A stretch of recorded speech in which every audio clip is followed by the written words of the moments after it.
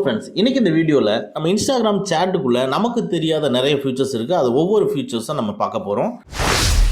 நம்ம ஃபஸ்ட்டாக பார்க்க போகிறது, இன்ஸ்டாகிராம் சேட்டில் இருக்கக்கூடிய ஒரு ஃப்ரெண்டுக்கு நம்ம பர்த்டேக்கு நம்ம விஷ் பண்ணணும் அப்படின்னா, பர்த்டேன்ட்டு கிடையாது, எந்த ஒரு பர்பஸ்க்காக ஒரு பர்டிகுலர் டைமில் நீங்கள் விஷ் பண்ணணும்னு நினச்சிங்கன்னா அந்த பர்டிகுலர் டைம் வரைக்கும் நீங்கள் உட்காந்து விஷ் பண்ணணுன்ட்டு அவசியம் கிடையாது. நீங்கள் ஷெட்யூல் போட்டுட்டு போயிடலாம். நீங்கள் எந்த டைமுக்கு நீங்கள் அவங்களுக்கு டெலிவரி ஆகணும்னு நினச்சி ஷெட்யூல் போகிறீங்களோ ஆட்டோமேட்டிக்காக அந்த டைமுக்கு மட்டும்தான் உங்களுக்கு டெலிவரி ஆகும். ஃபார் எக்ஸாம்பிள், இப்போ நான் ஒரு மெசேஜ் டைப் பண்ணுறேன். டைப் பண்ணி முடிச்சுட்டு இப்போ அந்த ஏரோ மார்க் இருக்குது பார்த்தீங்களா, அந்த ராக்கெட் மாதிரி ஒரு சிம்பிள் இருக்குது பார்த்தீங்களா, அதை வந்து லாங் ப்ரெஸ் பண்ணுறேன். அப்போது உங்களுக்கு ஷெட்யூல் ஓப்பன் ஆயிடுது.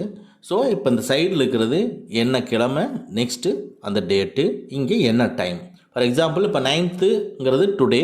ஸோ நான் இன்னும் 2 நாள் கழித்து டெலிவரி பண்ணணும் அப்படின்னு நீங்கள் நினைக்கிறீங்க. இல்லைன்னா இன்றைக்கி நைட்டு ஒரு 11:30 மணிக்கு 12 மணிக்கு ஹாப்பி பர்த்டே அப்படின்னு இது நீங்கள் டைப் பண்ணி வச்சுருக்கீங்க.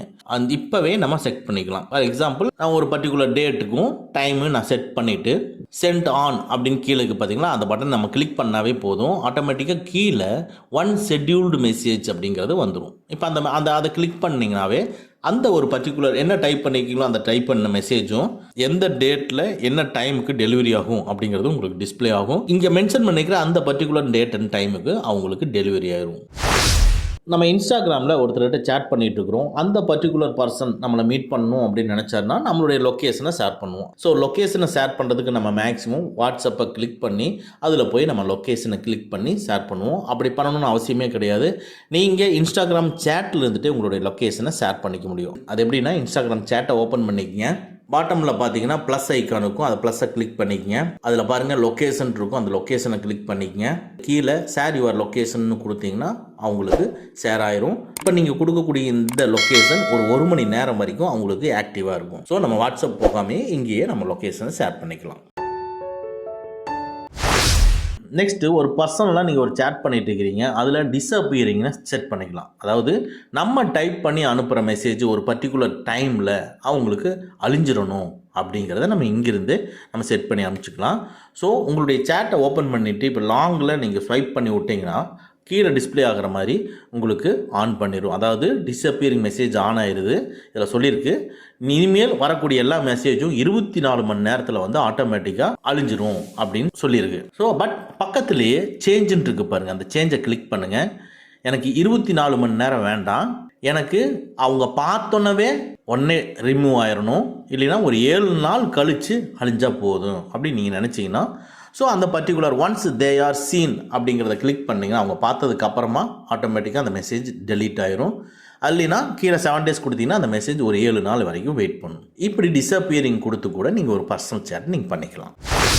நெக்ஸ்ட்டு, இன்ஸ்டாகிராம் சேட்டில் நீங்கள் ஒரு பர்சனுக்கு ஒரு குட் மார்னிங்கோ குட் நைட்டோ இல்லை நீங்கள் ஏதாவது அவங்கள ப்ரப்போஸ் பண்ணுறதோ ஏதோ ஒரு விஷயத்தை நீங்கள் டைப் பண்ணுறீங்க. அப்போ நார்மலாக நீங்கள் டைப் பண்ணி சென்ட் பண்ணுறதுக்கு பதிலாக நீங்கள் என்ன மெசேஜ் நீங்கள் டைப் பண்ணுறீங்களோ அதை டைப் பண்ணிக்கிங்க. டைப் பண்ணிவிட்டு இப்போ லெஃப்ட் சைடு பார்த்தீங்கன்னா உங்களுக்கு அந்த சர்ச் சிம்பிள் இருக்கும் இல்லையா, அந்த சர்ச் சிம்பிளை லாங் ப்ரெஸ் பண்ணுங்கள். லாங் ப்ரெஸ் பண்ண உடனே உங்களுக்கு பாருங்கள் மேலே நம்ம டைப் பண்ண மெசேஜை கவர் பண்ணி டோட்டலாக உங்களுக்கு ஒரு 4 ஸ்டைலிஷான எஃபெக்டிவான ஒரு ஜிஃப் இமேஜோட டிஸ்பிளே பண்ணும் இல்லையா, அனிமேஷன் எஃபெக்டோட. அதை நீங்கள் கிளிக் பண்ணிட்டீங்க. நான் ஹவாரியும் டைப் பண்ணி அனுப்புகிறேன், பாருங்கள் ஹவாரி எப்படி போகுதுன்ட்டு. ஸோ இது மாதிரி போகும். நீங்கள் என்ன டைப் பண்ணி அனுப்புகிறீங்களோ அந்த டைப் பண்ணுறதை இப்போ பாருங்கள், இன்னொரு வேர்டிங்ஸை நான் டைப் பண்ணிவிட்டு லாங் ப்ரெஸ் பண்ணிவிட்டு ஸோ மேலே பார்க்குற அதே லெட்டர் அப்படியே மாறி இருக்குது. நீங்கள் இதில் ஏதோ ஒன்று நீங்கள் செலக்ட் பண்ணி அனுப்பிச்சிக்கலாம். ஸோ இப்போ செலக்ட் பண்ணி இதை அனுப்பிச்சிங்கன்னா பார்க்குறதுக்கு அதுவும் ஸ்டைலாக உங்களுக்கு போகும்.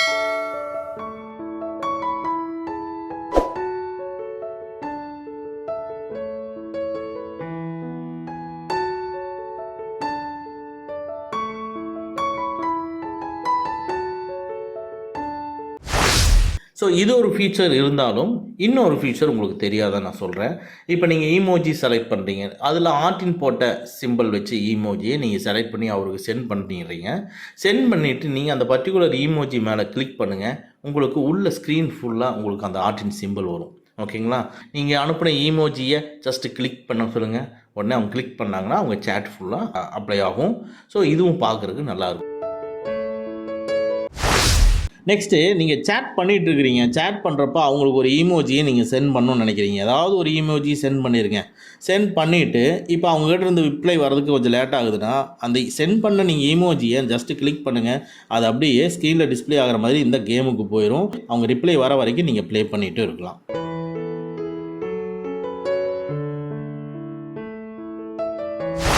நெக்ஸ்ட்டு நீங்கள் ஒரு பர்சனல் சேட் பண்ணிகிட்டு இருக்கிறீங்க. அப்படி சேட் பண்ணிகிட்டு இருக்கும்பொழுது நீங்கள் இங்கே டைப் பண்ணுறீங்கன்னா அந்த ஸ்க்ரீனில் டிஸ்பிளே ஆகிற மாதிரி அந்த இண்டிகேட்டர் உங்களுக்கு டிஸ்பிளே ஆகும் இல்லையா?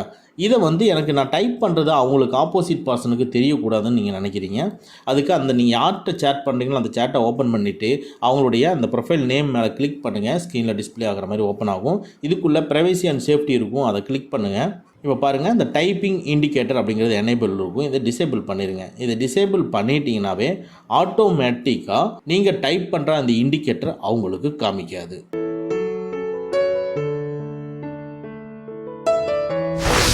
இந்த இன்ஸ்டாகிராம் சேட்டில் நம்மளுக்கு தொந்தரவான ஒரு விஷயம் என்னென்னா, நம்ம ஆன்லைனில் உள்ளே வந்ததுனாவே நம்ம ஆன்லைனில் இருக்கோம் அப்படிங்கிறத மற்றவங்களுக்கு காமிக்குது.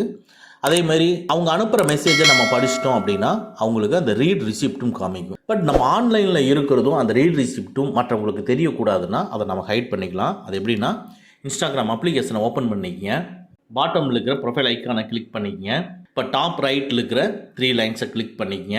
அப்படியே லைட்டாக ஸ்க்ரோல் பண்ணிங்கன்னா மெசேஜஸ் அண்ட் ஸ்டோரி ரிப்ளைஸ்ன்னு இருக்கும். அதை கிளிக் பண்ணுங்கள்.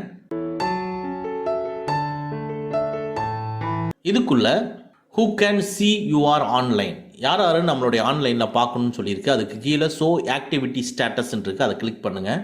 இது உங்களுக்கு எனேபிளில் இருக்குது. இது எனேபிளில் இருந்ததுன்னா உங்களுக்கு மெசேஜ் பண்ணுறவங்களா இருந்தாலும் சரி, பண்ணாதவங்களா இருந்தாலும் சரி, நீங்கள் எந்த டைமுக்கு கடைசியாக ஆக்டிவாக இருந்திருக்கிறீங்க, இப்போ கரண்ட்டாக நீங்கள் ஆக்டிவாக இருக்கீங்களா இல்லையா அப்படிங்கிறத அவங்களுக்கு டிஸ்பிளே பண்ணும்.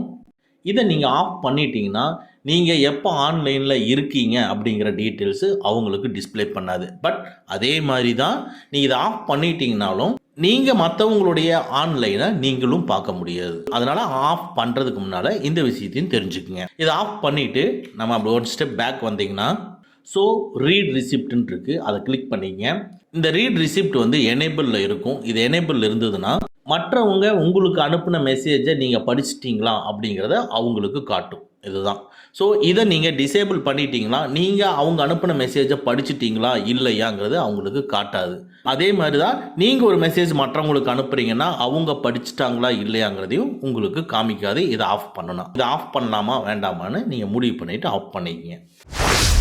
நெக்ஸ்ட்டு நம்ம இதுக்கு முன்னால் ரீட் ரிசிப்டை ஆஃப் பண்ணுற ஃபியூச்சரை பற்றி பார்த்தோம். அந்த ரீட் ரிசிப்டை நீங்கள் ஆஃப் பண்ணிங்கன்னா டோட்டலாக எந்த சேட்டுக்கு போனீங்கனாலும் நீங்கள் பார்க்குறது அவங்களுக்கு தெரியாது அப்படிங்கிற மாதிரி தான் அது கணக்கு. பட் நீங்கள் சேட் பண்ணுற ஒரு பர்சனுக்கு மட்டும், அந்த பர்டிகுலர் பர்சனுக்கு மட்டுமே ரீட் ரிசிப்ட் காட்டக்கூடாதுன்னு நீங்கள் நினைக்கிறீங்க.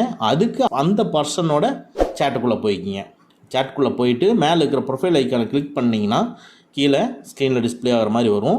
இதுக்குள்ளே ப்ரைவசி அண்டு சேஃப்டியை கிளிக் பண்ணுங்கள். பாருங்கள், ரீட் ரிசிப்ட்டுங்கிறது எனேபிள் இருக்கும். டிசேபிள் பண்ணிங்க. காமனாக இருக்கக்கூடிய அந்த ரீட் ரிசிப்டை டிசேபிள் பண்ணாமல் இந்த பர்டிகுலர் ரீட் ரிசிப்டை டிசேபிள் பண்ணிங்கன்னா மற்றவங்களுக்கு எல்லாமும் ரீட் ரிசிப்ட் காமிக்கும். நீங்கள் யாருக்கு ரீட் ரிசிப்ட் காமிக்கக்கூடாதுன்னு நினைக்கிறீங்களோ அந்த பர்டிகுலர் சேட்டுக்கு மட்டுமே நம்ம இப்படி பண்ணிக்கலாம். ஓகேங்களா? இந்த இன்ஸ்டாகிராம் சேட்டில் நம்ம ஒரு பர்டிகுலர் பர்சனுக்கு சேட் பண்ணணும்னு நினைக்கும் பொழுது அவருக்கு டிஸ்டர்பாக இருக்கும். நம்மளுடைய நோட்டிஃபிகேஷன் சவுண்டு அவருக்கு போகிறதுனால அப்படின்னு ஃபீல் பண்ணிங்கன்னா நீங்கள் அனுப்பக்கூடிய அந்த பர்டிகுலர் மெசேஜ் அவருக்கு சைலண்ட்டாக சவுண்டே இல்லாமல் போகிற மாதிரி நம்ம செட் பண்ணிக்க முடியும். அது எப்படின்னா, அந்த பர்டிகுலர் சேட்டுக்கு போய்க்குங்க.